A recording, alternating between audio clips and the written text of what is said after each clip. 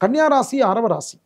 ఉత్తరా నక్షత్రం 2, 3, 4 పాదములు, హస్తా నక్షత్రం పరిపూర్ణంగా 4 పాదములు, చిత్తా నక్షత్రం 1, 2 పాదములు ఈ రాశి వారికి వర్తిస్తాయి.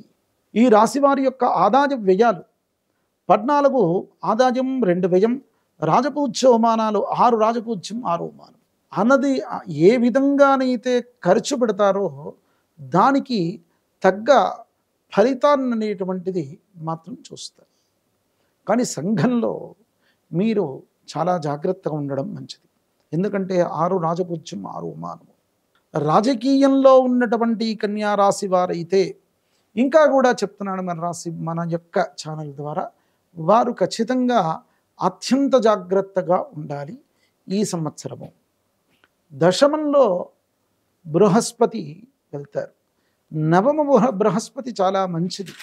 దశమ బృహస్పతి రాజ్యంలో, రాజ్యాధికారాల్లో, పదవుల్లో, ఉద్యోగంలో ఉన్నటువంటి మార్పుల చేత కొన్ని ఇబ్బందులు ఏర్పడడానికి అవకాశం. ఎందుకంటే ఇన్ని రోజులు యోగతుల్యంగా ఉన్నటువంటి శనీశ్వరుడు కూడా సప్తమానికి వెళ్ళాడు.